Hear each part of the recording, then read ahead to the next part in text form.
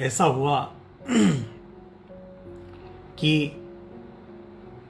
पत्नी जो बहू जो घर में आती है, नई दुल्हन, उसको स्ट्रेस दिया जाता है। वो स्ट्रेस में बच्चे को पैदा करती है। दोनों लड़कियां आती है जो नहीं चाहती, वो घर में लड़कियां आती जिस घर में लड़की का महत्व नहीं है। और हर रोज के ताने सुन सुन के वो जो औरत डिप्रेशन में जाती है। आप सोचिए, वो औरत डिप्रेशन में जाती है, उसकी एक लड़की रिप्रेशन में जाती है। Repression is suppression out of reverence. और दूसरी लड़की सप्रेशन में जाती है। तो डिप्रेशन में जाती हो तो दुख, सैडनेस, ग्रीफ, डिजेक्शन, वो सब उसके अंदर भरा पड़ा है। वो कभी स्माइल ही नहीं कर पाती थी। देखिए कैसे कैसे डिवीजन होते हैं। एक इच्छा सास की, एक सोच सास की कि लड़का चाहिए। तो उसकी बहू डिप्रेशन में जाती है, उसकी एक लड़की रिप्रेशन में, दूसरी सप्रेशन में। और लड़का सेकंड टाइम जब बच्चा होता है तो लड़का आता है, वो डरपोक निकलता है।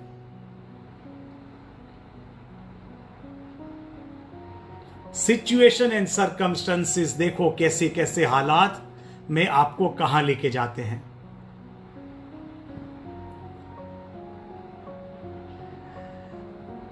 थोड़े ही वक्त में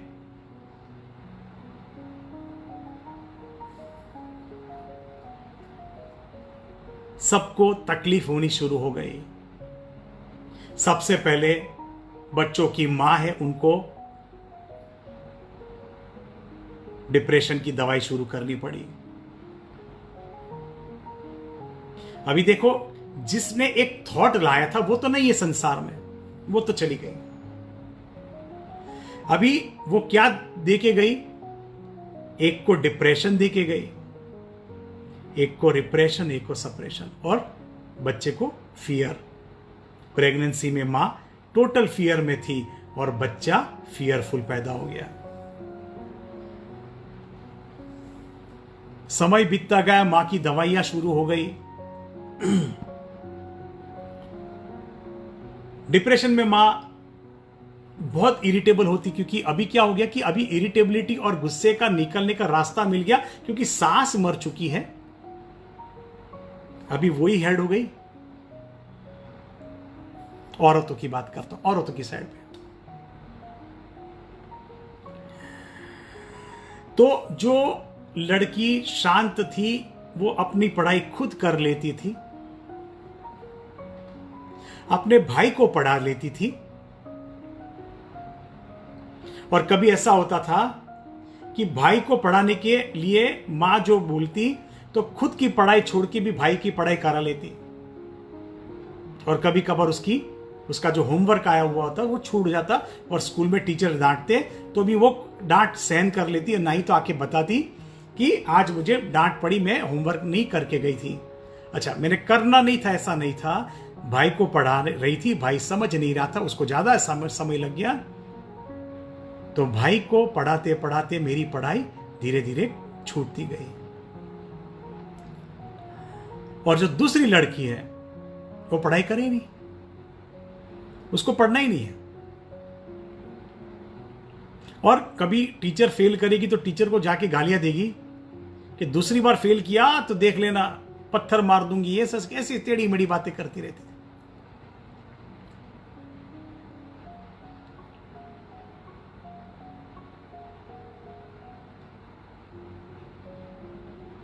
एक दिन वो जो ओबीडियंट भली सी बच्ची है, उसको बहुत सारा पेट में दर्द शुरू हो गया। बच्चे काफी बड़े हो चुके थे और इतना इतना दर्द होने लगा, इतना दर्द होने लगा, तो बोल नहीं पाती थी क्योंकि मां बीमार है। मां घर का ख्याल नहीं रख सकती अभी, क्योंकि डिप्रेशन में कोने में घंटों बैठ जाती कभी। और अगर कुछ बताए तो मां गुस्सा होकर मारती थी। तो मां का कोई फॉल्ट नहीं है, मां की तकलीफ है इसलिए कभी हाथ उठा देती थी, ऐसा वो व्यक्त करती थी। तो उसने कभी किसी को बताया नहीं। मां को डॉक्टर को दिखाने जा रहे थे, तब जो छोटा जो बेटा था उसको भी डॉक्टर के पास लेके गए, क्योंकि वो रात को सो नहीं पाता था। उसको रात को नींद में पेशाब हो जाती थी, बेड वेटिंग हो जाता था। और फिर वो हकलाने लगा, स्टैमरिंग। तो वो लड़का हकलाने लगा, उसकी भी दवाई शुरू करने लगे, पर कोई फर्क नहीं हो रहा था। डॉक्टर को भी नहीं समझ आ रही थी कि ये हो क्या रहा है। और वो जो लड़की थी, जो गुस्से वाली थी, जो सामने जवाब दे देती, बैक आंसर करती थी, उसको शरीर पे फोड़े होने शुरू हो गए। बड़े बड़े फोड़े होते थे, उसमें पस भरता था और फट जाता था। तो अभी बीमारी तो सबको लग गई। मां डिप्रेशन में, उसकी दवाई, बेटा डर और बेड वेटिंग और स्टैमरिंग, उसकी दवाई, इसकी बॉयल होना, बड़ा बॉयल होना और फुट जाना, और उसमें से पस निकलना बहुत सारा। और ये लड़की को इतना पेन हुआ कि उसके बाप ने एक बार देख लिया कि मेरी बेटी इतने दर्द में है, क्या हो गया। तो उसको सोनोग्राफी करवाई, तो उसको सीवियर एपेंडिसाइटिस हुआ था, अपेंडिक्स।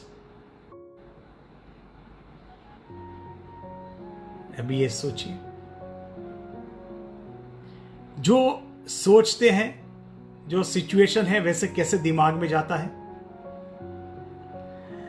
कि मां मारती है, उसका कर्म ऐसा हुआ, सास ने ऐसा बोला, ऐसे बच्चे पैदा हुए हैं, किसका कहां कहां कर्म लगता है। देखो,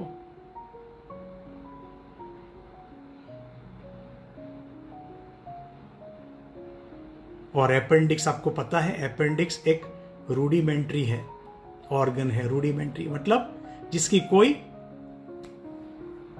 वैल्यू नहीं, उसको काट दो, वो कोई काम की चीज नहीं है। बोलते उसको काट के निकाल दो तो भी कोई वैल्यू नहीं। और ये बच्ची का भी वही हालत था, जैसे बेकार की चीज जो घर में पड़ी हुई है, क्योंकि ओबीडियंट है, सुनती है, सब कर लेती है, टेकन फॉर ग्रांटेड है।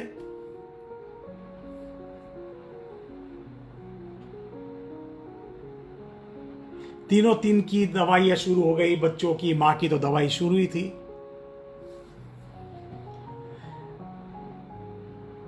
ना इसको दर्द ठीक हो, ना उसको दर्द ठीक हो, ना उसको दर्द ठीक हो, ना किसी को दर्द ठीक हो रहा था, हो रही थी, ना कोई तकलीफ का निराकरण हो रहा था।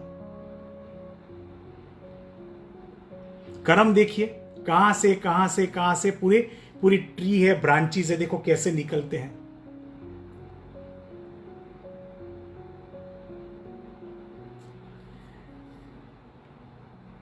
एक समय निकलता गया, मां डिप्रेशन में थी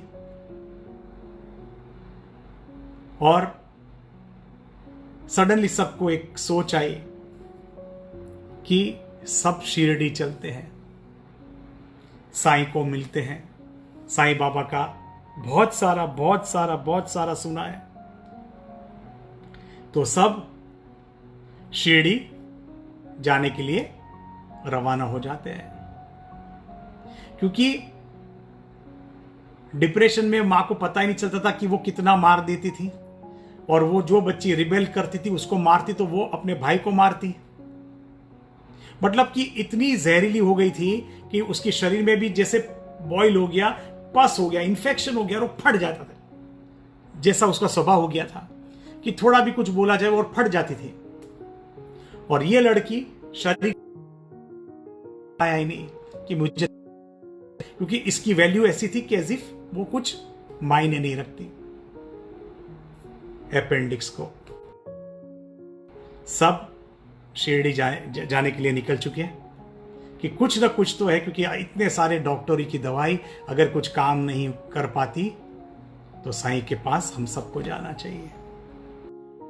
साईं के पास निकलने के वक्त उनको लगा कि उन्होंने सबको बोल दिया कि उनका जो फादर था, उनके जो पिताजी थे, उन्होंने बोल दिया कि आप सब ये पूरा रास्ता शांति रखेंगे मन में और ओम श्री साई का रटन किया करेंगे।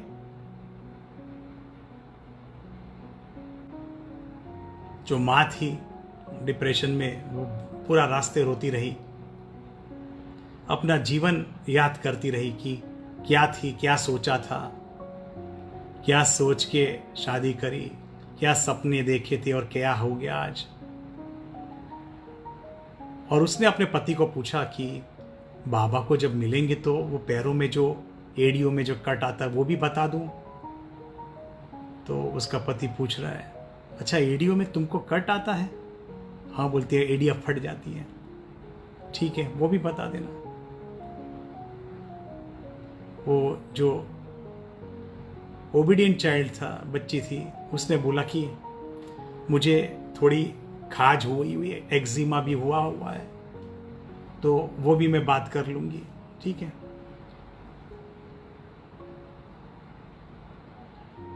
छोटा लड़का तो डरता था कि अरे इतना सा डर है, उधर जाऊंगा क्या होगा मुझे पता नहीं। और वो बोलता रहा, अरे वहां तो गांव होगा, कुत्ते से डर लगता है मुझे, कैसे जाऊंगा, डर लगता है, बोलता रहा डर डर डर डर। और वो लड़की बोलती रही, ऐसा कौन कर सकता है कुछ भी, जो दवाई नहीं कर सकती एक थोड़ी कर सकते हैं, कुछ भी कहां लेके जा रहे हो समझ नहीं आ रहा है। तो सबके अलग अलग भाव थे, सबकी अलग अलग मनोदशा थी, और वो सब को हैंडल करता हुआ जो बाप था वो सबको हैंडल कर करके शिरडी पहुंच जाता है। शिरडी जब एंटर करता है ना, तो साईं बाबा बैठे थे पेड़ के नीचे और वो परिवार पूरा आता है।